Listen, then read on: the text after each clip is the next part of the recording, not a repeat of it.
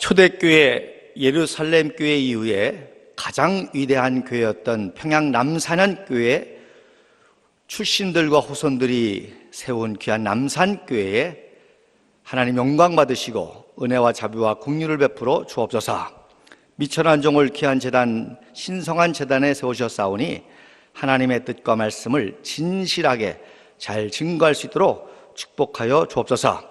특별히 귀한 제단 남산제단의 이 강단을 기름 부으시사 하나님이 기뻐하시고 진실하시고 또 성실한 지혜종들이 세워져서 귀한 진리의 말씀을 증거하기에 부족함이 없도록 축복하여 주옵소서. 할렐루야. 감사하고 주 예수님의 이름으로 기도하옵나이다. 아멘. 프리젠테이션을 좀 이렇게 띄워주시기 바랍니다. 말로만 들으면 한 20, 30%밖에 안 남는다고 그래요. 근데 이렇게 사진을 보면 7, 80%가 남는다고 합니다. 그래서 제가 하나님께 늘 설교할 때마다 꼭 필요한 이런 사진들과 역사적인 것들을 찾게 해주세요. 이렇게 기도하면 하나님께서 그런 걸 또 만나게 해주셔서 같이 이렇게 보면서 할 수 있게 해주셨습니다. 먼저 서론적으로 제가 남산현 감리교회를 연구하다 보니까 기도도 했지만 초대교회 예루살렘 교회 이후 2000년 역사의 교회 가운데 가장 위대한 교회가 남산현 교회라고 그렇게 깨닫게 됐습니다. 그 남산현 교회의 출신들과 후손들이 이 세워진 남산교회는 정말 하나님께서 크고 놀라운 역사를 이루실 교회인 줄로 믿습니다. 그러니까 제가 굉장히 감사하고 또 감격하고 가슴이 떨리고 또 어제는 잠을 한숨도 못 잤어요. 왜냐하면 지금도 공산 박해에서 지하교회가 있거든요, 북한에. 그 지하교회의 뿌리가 남산현교회입니다. 6.25 동란 때 남산현교회 성도들이 많이 내려왔습니다. 그리고 안 내려오고 끝까지 남아있다가 지하로 들어간 성도들이 지하 성도들이 뿌리입니다. 그런데 지금 그분들이 참 박해 속에서 순교를 당하고 또 침묵 속에서 예배를 드리고 그러는 걸 생각할 때 너무너무 안타깝고 그래서 이분들의 신앙이 이제 하루속히 세계 만방에 증거되는 날이 오기를 기도하면서 하나님께서 음성을 들려주셨습니다. Let my people free. 모세에게 들려줬죠. Let my people go. 애굽에서 노예 생활하는 이스라엘 백성들을 탈출시키라. 근데 동일하게 하나님께서 이 시대에 주시는 말씀은 Let my people free. 저 북녘 땅에 있는 내 백성 70년 동안 순교를 각오하고 치하에서 생명 걸고 신앙생활하는 저 내 백성들을 자유케 하라. 할렐루야. 거기에 우리 남산교회가 정말 앞장서고 뜨겁고 간절한 마음으로 기도해야 될 줄로 믿습니다. 평양 대부흥 운동에 대해서 교계에서 많이 얘기를 합니다. 제가 77학번이기 때문에 지금 77학번이 감리교계에서 아주 훌륭한 분들이 많고 귀한 교회들이 많습니다. 제 동기모의 교회를 갔는데 장로교 목사가 와가지고 감리교, 한국의 대표적인 감리교에서 평양 대부흥 운동에 대해서 장대현 교회 얘기를 하더라고요. 제 가슴이 얼마나 아팠는지 모릅니다. 왜? 평양 대부흥 운동은 남산현교에서 시작해서 남산현교에서 열매를 맺고 남산현교에서 역사가 이루어진 거거든요. 그런데 감리교회에서 장로교 목사가 와가지고 평양 대부흥 운동에 대해서 장대현 교회 얘기를 할 때 제가 얼마나 가슴이 아팠는지 모르겠습니다. 그래서 오늘 그것을 공식적으로 제가 처음 증거할 수 있게 돼서 또 얼마나 감사드릴지 모르겠습니다. 그 다음에 목사님들이 제일 많이 설교하는 내용이 여러 가지가 있겠지만 여호수아와 갈렙 2명의 정탐꾼과 10명의 정탐꾼의 얘기를 많이 하시죠. 여러분도 많이 들으셨죠. 근데 그게 3000년 전 얘기가 아니라 오늘날에도 그대로 적용이 됩니다. 아니 어떻게 북한이라고 하는 똑같은 현실을 보고 여호수아와 갈렙같이 선교 보고하고 증언하고 북한 선교하자고 하는 북한 선교사와 또 사역자들이 있는가 하면 10명의 정탐꾼과 같이 선전하고 선동하고 왜곡하고 자금 모으는 북한 선교사들도 있단 말입니다. 뿐만 아니라 요즘에 역사 문제가 심각하죠. 우리나라 근현대사라고 하는 똑같은 팩트가 있는데 거기에 대해서 너무 극단적이잖아요. 2명의 여호수아와 갈렙과 같이 증거하는 그런 학자들이 있는가 하면 10명의 정탐꾼과 같이 그렇게 증거하는 그런 시각들이 있단 말입니다. 그럴 때 정말 우리가 깨어 있어야 되겠구나. 하나님의 말씀 안에서 바르게 봐야 그렇게 바르게 판단할 수 있고 바르게 기도할 수 있고 바르게 하나님의 역사를 감당할 수 있게 될 줄로 믿습니다. 아멘. 그래서 좌우 대립 얘기하는데 역사는 좌우의 문제가 아닙니다. 팩트, 진실의 문제입니다. 진실을 알아야 그래야 바른 진실의 기초 위에서 자유할 수가 있는 거예요. 진리를 알지니 진리가 너희를 자유케 하리라. 자, 그래서 평양대부흥운동 오늘 간단히 말씀을 드리도록 하겠습니다. 내려주세요. 프레젠테이션. 자, 요게 1866년 토마스 선교사가 대동강변에서 순교를 한 그 그림인데 그 대동강 쑥섬 앞에다가 북한에서 큰 비를 세웠는데 그 비가 뭔고 하니 김웅우, 셜모노 격침비입니다. 김웅우가 누구냐? 김일성의 아버지, 김영직의 아버지, 김보연의 아버지 김영직이가 저기 전라도에서 살다가 먹고 살려고 평양에 갔다가 연세대학교 김영석 교수님 아버님 장로님이 평양에 대단한 장로님 가문이었습니다. 그 집에 묘직으로 들어간 거예요. 그래서 18살 때 김웅우가 셔머너를 격침시켰다는 거예요. 평양 시민들을 선동해가지고 셔머너를 격침시킨 미제국주의를 물리친 독립운동에 앞장섰다고 저기다가 비를 딱 세워놨습니다. 이게 왜 중요하냐? 북한의 역사는 이거부터 시작됩니다. 그러니까 시작부터 저 역사 왜곡부터 시작하는 거예요. 그래서 반기독교, 반제국주의, 반미 이걸로 시작하는 겁니다. 내리세요. 그래서 거기다가 1968년도 원산 앞바다에서 납포한 푸에블로호를 그걸 또 어떻게 또 옮겨가지고요 셔머너 격침한 그 자리에 딱 갖다 놨어요. 그래가지고 선전하는 거예요. 그러니까 북한의 정권 수립사는 기독교 박해사입니다. 기독교 박해와 함께 북한 정권이 세워진 거예요. 그래서 저는 지금도 북한을 북괴라고 합니다. 북괴. 왜? 그건 내가 국민학교 때 뭐 반공주의 사상을 받아서가 아니라 연구해보니까 다 거짓말이야. 하여튼 북한에는 단 하나의 진실만 있어. 뭐예요? 모든 게 거짓이다. 다 거짓말이에요. 다 거짓말. 그러니까 사단은 뭐예요? 거짓의 압이잖아요. 그러니까 북한은 저건 북괴, 귀신 체제입니다. 귀신 체제. 내리세요. 그리고 난 다음에 약 28년 후에 1888년도에 아펜젤라 선교사가 평양을 방문합니다. 토마스 선교사님 거기 방문해서 어떻게 하면 평양에 다시 기독교를 선교할까? 그리고 거기서 기도를 합니다. 하나님, 이 평양에도 하나님의 말씀을 사모하는 이들이 몰려와서 진리를 가르쳐달라고 하는 날이 오게 하여 주십시고, 지금은 씨를 뿌릴 때니 씨를 뿌릴 때 하나님 풍성이 거두게 하여 주옵소서. 그렇게 기도합니다. 그리고 나서 1892년도에 닥터 윌리엄 홀 선교사가 평양에 들어가서 세운 교회가 남사년 감리교회입니다. 할렐루야. 평양 최초의 교회예요. 그런데 잘 보세요. 역사라는 거는 이렇게 서로 엮여 있기 때문에 시대 상황과 모든 사건을 잘 연결해서 봐야 돼요. 평양 대부흥운동 하면 누구를 떠올리죠? 하디 선교사를 떠올립니다. 하디 선교사가 윌리엄 홀 선교사가 부산에 처음 도착하니까 마중을 나간 거예요. 그래서 마중 나가서 윌리엄 홀 선교사를 오리엔테이션하고 그리고 평양에 가서 이렇게 사역을 하게 된 것입니다. 그런데 1894년도에 청일전쟁이 일어났잖아요. 남의 나라 땅에서 일본 제국과 청나라가 전쟁을 했습니다. 참 얼마나 비극이에요.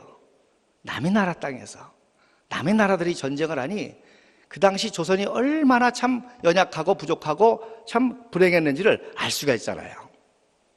그러니까 여러분, 얼마 전에 박근혜 대통령이 미 전승절 방문해가지고 시진핑하고 푸틴하고 같이 나란히 쓴 그 장면이 있었잖아요.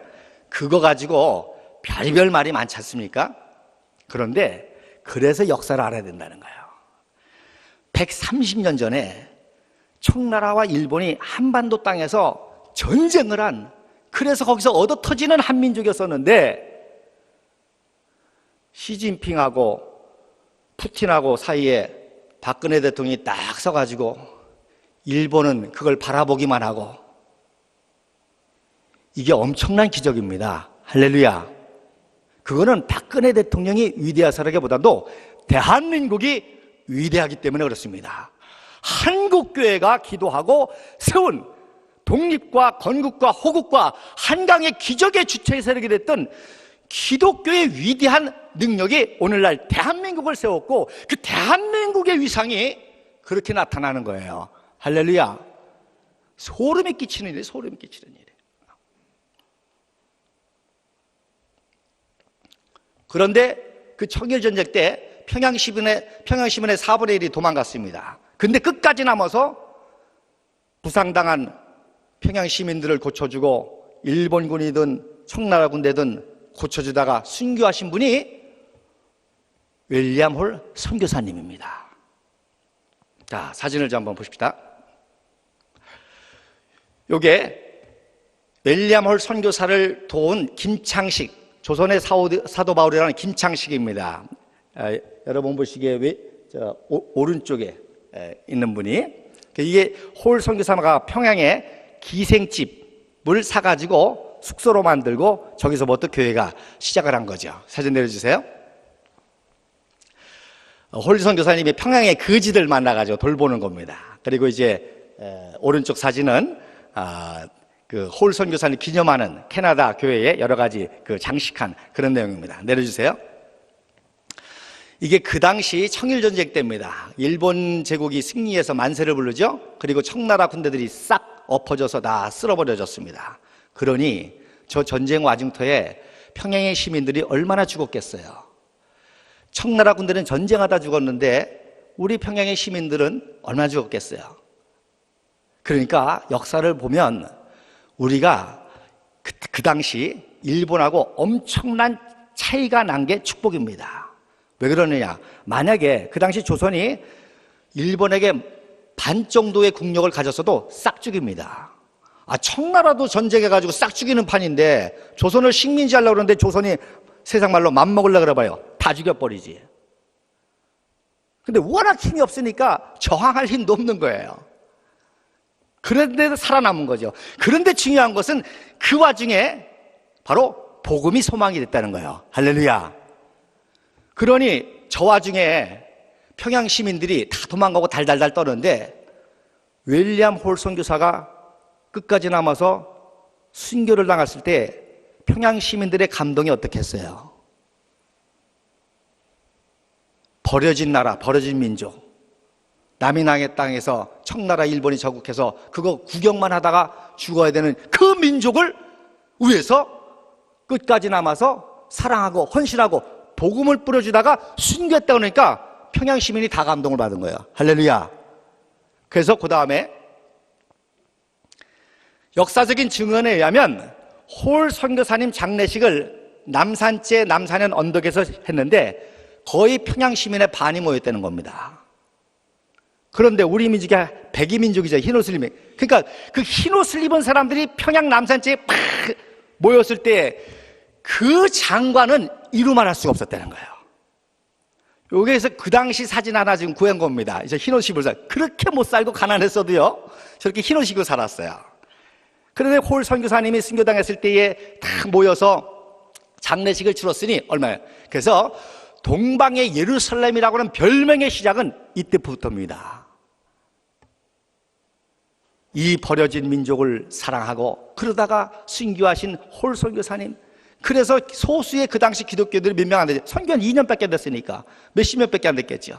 그런데 평양 시민 반이 모여가지고 흰옷을 입고 장례식을 치렀을 때에 세상에 이런 교회가 어디 있어요? 할렐루야. 이런 역사는 예수님 순교 이후에, 스데반 순교 이후에 최대 역사입니다. 할렐루야.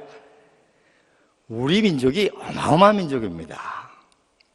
그 다음에 내리세요.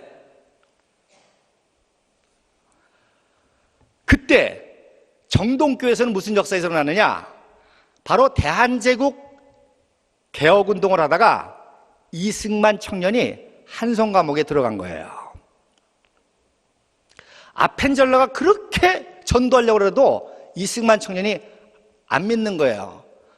아니 어떻게 저 서양 선교사들은 말이야, 화학은 알고 과학은 알고 지리는 알고 그렇게 똑똑한데 종교는 불교보다도 못하다는 거예요. 유교보다 못하다는 거예요. 어떻게 저 2000년 전에 팔레스타인의 33세 청년이 십자가에 못 박혀서 비참하게 죽었는데 그 사람이 어떻게 내 영혼을 구원하려는 거예요? 안 믿는 거예요.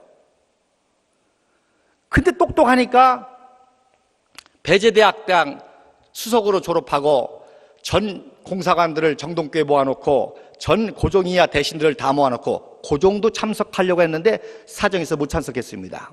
거기서 영어로 인디펜던스 오브 코리아라고 하는 영어로 연설을 합니다. 그러니까 그 당시에 이승만 청년은 당대의 최고 엘리트로 그야말로 조선의 소망이었던 거예요. 그런데 대한제국 개혁운동 쿠데타를 일으키다가 체포돼가지고 감옥에 들어간 거예요. 감옥에 들어가서 8kg 칼을 딱 찬 순간 아펜젤라 선교사님 설교가 생각이 나는 거 있죠. 억울하게 이제 대한제국 나라를 위해서 개혁운동하다가 잡혀서 죽게 생겼으니까 얼마나 억울하겠어요. 그 억울하다고 생각하는 순간 억울하게 십자가에 죽으신 예수님의 생각이 나는 거예요. 그래서 똑같이 기도했습니다. 하나님, 내 영혼을 당신께 맡기나이다. 할렐루야. 그리고 두 번째, 나라와 민족을 위해서 일하다 그랬거든요.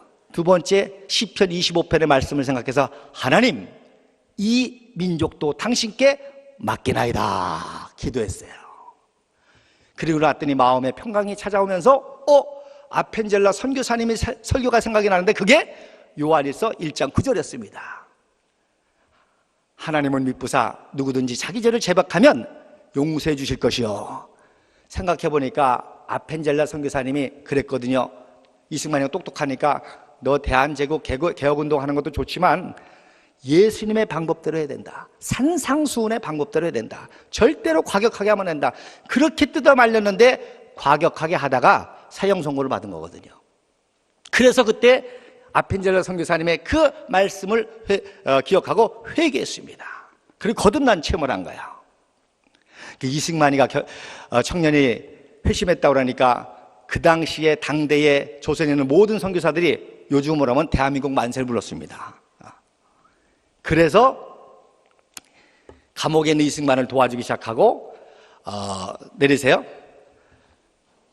성경을 전해줬는데, 영어 성경을 전해줬는데 이 영어 성경을 뭐 벙커가 줬다, 아펜젤라가 줬다, 뭐 여러 설이 많아요.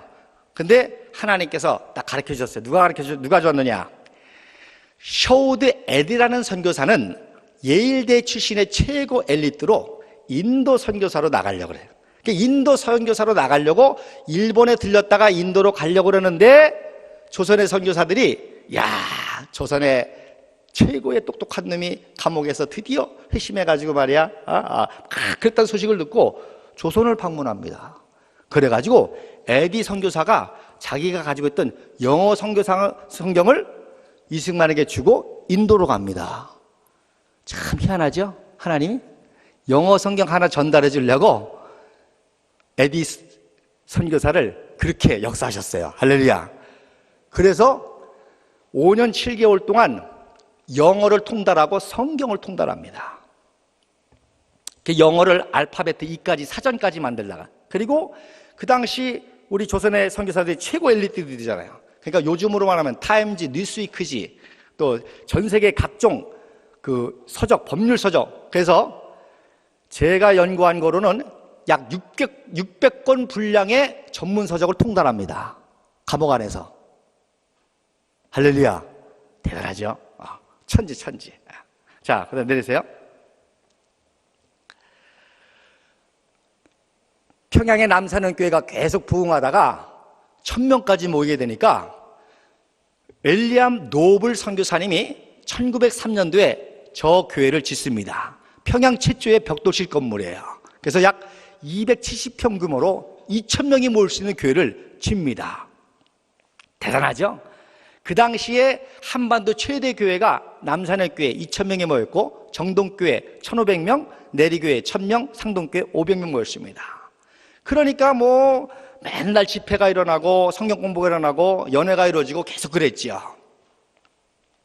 그러다가 1904년 러일 전쟁 또 일어났잖아요. 10년 만에 남이 나라 땅에서 이번에는 일본하고 러시아하고 전쟁을 한 겁니다. 그러니 조선인들의 이 절망감과 이걸 한번 영어로 상상해 보세요.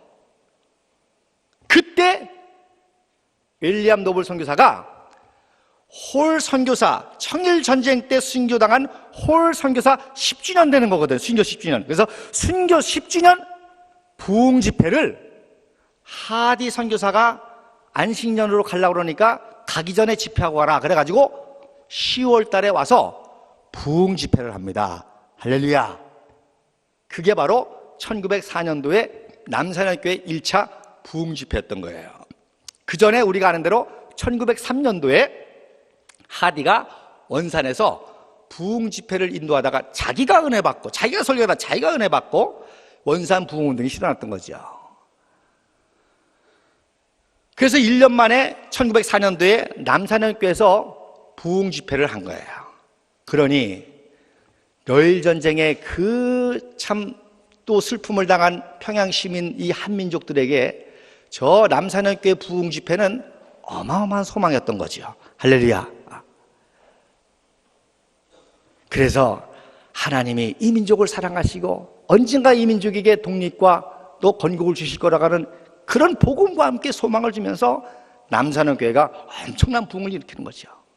그래가지고 1904년도에 부흥 집회하고 안식년 갔는데 남산의교회에서는 매 주일날 부흥이 일어나는 거예요. 할렐루야. 매 주일마다 역사 일어나는 거예요. 우상 숭배자들이 와가지고 회개하고 거듭나고 우상답 타패하고. 그러니까 평양이 얼마나 우상의 도시였습니까? 기생집으로 유명하고 뭐 무당. 근데요 10년 만에 예루살렘이 된 거예요. 할렐루야. 저 남산의교회를 통해서. 그래가지고 막 2년 동안 계속 매 주일마다 부흥운동이 일어나니까 장로교 선교사님들이 부러워 죽겠는 거예요. 야, 우리 장로교인들도 저렇게 감리교인들처럼 거듭나서 회개하고 변화받고 이 소망 중에 즐거워하며 환난 중에 참으며 이 민족을 위해서 기도하며 하는 그 모습이 너무너무 부러워한 거예요. 장로교 선교사들이. 따라서 합시다. 감리교회는 장로교 선교사들이 부러워했다. 할렐루야. 장로교인이 부러워한 게 아니라 장로교 선교사들이 감리교를 부하는 거예요. 그러니까 장로교 선교사들의 꿈은 뭐야? 우리 장로교에도 이런 부흥이 일어나가지고 우리 장로교인들도 저렇게 살았으면 좋겠다. 그러다가 1906년도에 안식년을 마치고 하디 선교사가 귀국한다는 소식을 장로교 선교사들이 듣고 감리교 선교사들을 붙잡고 우리 감리교 장로교 선교사 연합 집회를 하디 선교사 초청해서 가집시다 부탁을 해서 1906년도 8월 달에 2차 감리교 장로교 선교사 집회가 남산의교회에서 이루어집니다. 할렐루야. 그때 무슨 설교를 했느냐? 이 설교를 한 거예요. 하디가 이승만이가 청년이 회개했던 그 말씀을 가지고 요한일서를 가지고 설교를 한 거예요. 무슨 내용이냐? 예수 믿고 천국 가는 것으로 끝나서는 안 된다. 예수 믿고 복 받고 사는 걸로 끝나서는 안 된다. 예수 믿고 거듭나서 나라와 민족과 역사를 위해서 헌신하는 삶을 살아야 된다. 할렐루야. 그게 핵심이었습니다. 오늘날에도 마찬가지입니다. 예수 믿고 천국 가고 예수 믿고 축복받고 사는 걸로 끝나면 기복주의잖아요. 신천지도 그렇게 얘기합니다. 불교들도 그렇게 얘기합니다. 이슬람교들도 그렇게 얘기합니다. 예수 믿고 거듭나서 이제는 나라와 민족을 위해서 역사로 해서 헌신하는 삶이 진정한 그리스도의 삶이 되될 줄로 믿습니다. 그래서 남산현교회를 중심으로 감리교회가 독립의 주체 세력이 됐고 건국의 주체 세력이 됐고 호국의 주체 세력이 됐고, 제가 지난 오후 예배 때 선교사들이 어떻게 우리 한국의 역사에 기여했는지를 다 감리교잖아요. 다 감리교 선교사들입니다. 독립의 주체 세력, 건국의 주체 세력, 호국의 주체 세력, 한강의 기적의 주체 세력이 우리 감리. 이제는 뭐예요? 통일과 북한 선교죠. 할렐루야. 그거를 위해서 우리가 헌신하게 될 때에 하나님이 기뻐하시는 참 신앙의 생활을 하게 될 줄로 믿습니다. 아멘. 그래서 미국 선교사들이 모여서 집회하는데 미국 선교사가 설교를요 영어로 안 하고 조선말로 했습니다. 할렐루야. 대단하죠. 그렇게 선교사들이 이 민족을 그렇게 사랑했어요. 그러니까 대한민국에 대한 모독은 위대한 감리교 선교사들에 대한 모독입니다. 이 대한민국의 이런 뿌리 가운데 서진 어마어마한 나라입니다. 할렐루야. 그 다음에 내리세요. 이게 청일전쟁 당시에 일본군이 평양성, 대동강 입성하는 거예요. 조길로 우리 백선엽 장군이 평양을 탈환했죠. 미 해병 1사단, 기병 1사단하고 둘이 경쟁이 붙었는데 우리 한국군이 이겼어요. 할렐루야. 30분 먼저 도착했어요. 6.25 동란 때 이 설교를 하면 또 굉장히 또 아주 하나님의 놀라운 역사를 증거할 수 있는데, 그 다음에 이게 그 당시에 보통강, 이게 대동문입니다. 거기서 조선 사람들이 러시아 군인들 진입하는 걸 구경하는 거예요. 러일 전쟁 때. 이런 때 하나님께서 우리 민족에게 복음을 통해서 소망을 심어줬고, 그리고 민족의 독립과 건국에 대한 희망을 심어주면서 우리 민족의 역사가 이어져 왔다는 겁니다. 그 다음에 이게 말씀드린 이제 1904년도에 바로 그런 부흥이 일어날 때 이승만 청년은 감옥에서 독립정신이라는 책을 씁니다. 제가 이 책을 읽어보니까 토마스 제퍼슨의 독립선언서보다 더 잘 썼어요. 그리고 미국의 대륙 헌법, 건국의 아버지 파운딩 파더 20명이 모여가지고 만든 미국의 대륙 헌법보다 더 잘 썼어요. 그러니까 일반 학자들은 이 책을 보고 이해를 못하는 거예요. 어떻게 1904년, 지금으로부터 110년 전에 식민지 감옥에 28세의 청년이 어떻게 이런 책을 쓸 수 있는지 이해를 못합니다, 학자들이. 근데 저는 쉽게 이해를 해요. 왜? 성경을 아니까. 할렐루야. 이승만 청년이 이 책을 쓰셨던 게 성경을 통달하고 세계 역사와 모든 것을 아니까 쓴 거란 말입니다. 그러니까 일반 학자들은 아무리 공부를 해도 성경을 잘 모르거든요. 그러니까 어떻게 이런 고차원적인 책을 썼는지를 이해를 못하는 거예요. 근데 저는 성경을 아니까 다 이해가 되는 거예요. 할렐루야. 여러분도 읽어보세요. 아주 이해가 될 거예요. 왜? 우리는 성경을 아니까, 하나님을 아니까. 그래서 놀라운 거는 이 책대로 대한민국이 가고 있습니다. 대한민국이 되어져 가고 있습니다. 그래서 앞으로 통일되면 한마디로 통일은 뭐냐? 한반도에 이승만 대통령이 감옥에서 꿈꿨던 나라가 온전히 세워지고 그 나라는 종말 때까지 인류의 구속사와 세계사를 끝내는 나라와 민족이 된다는 겁니다. 할렐루야. 내려주세요. 이게 1904년도 러일전쟁 때 선교사들이 모인 거예요. 그래서 평양을 안 떠나고 끝까지 이 민족을 지키고 했던 그런 선교사들이 모인 거를 종군 기자가 찍은 사진입니다. 맨 왼편에 서 있는 분이 바로 남산현교회의 윌리엄 노블 선교사입니다. 자, 내리세요. 그래서 결국 이 평양 대붕운동 때문에 1919년 독립운동이 일어날 수가 있었습니다. 그때 많이 은혜 받은 사람들이 바로 독립정신의 위대한 인물들, 손정도 목사라든지 이런 분들, 그 다음에 결국 이때 은혜 받은 사람들이 바로 우리 조선의 독립운동을 했을 뿐만 아니라 건국됐을 때에 바로 건국의 위대한 인물들이 되게 됩니다. 제가 지난번에 와가지고 이 교회 역사를 보다가 박현숙 장로님 얘기를 들었어요. 여러분 아시죠? 박현숙 장로님. 혹시 박현숙 장로님 그 후손분 계세요?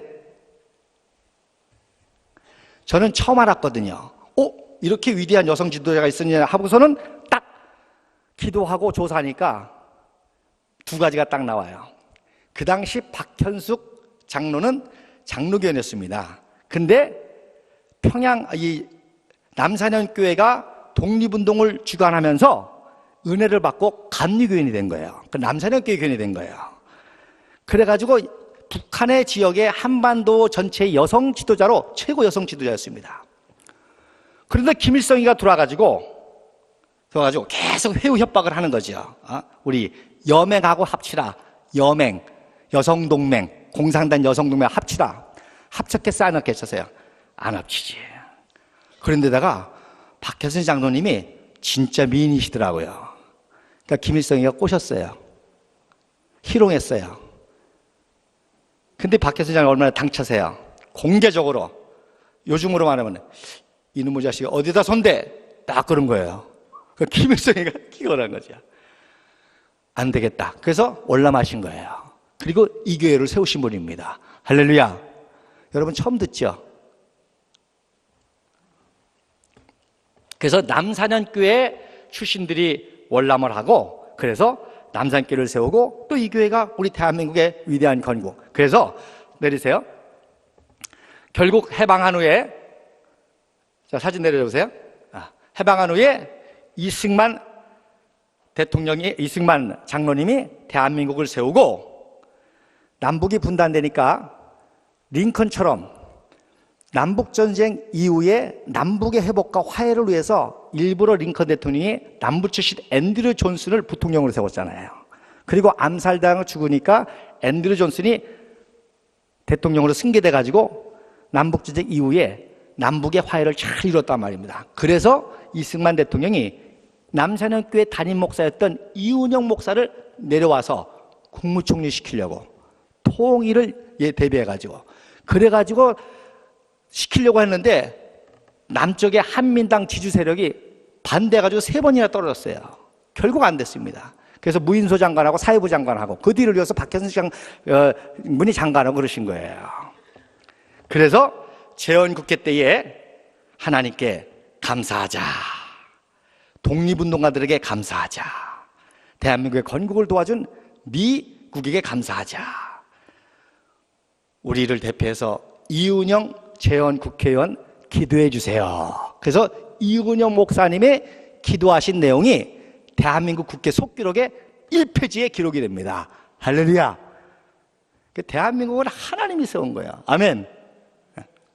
어디 친일파? 말도 안 되는 얘기죠. 완전 10명의 정탐꾼 얘기입니다. 정탐꾼 얘기입니다. 내려주세요.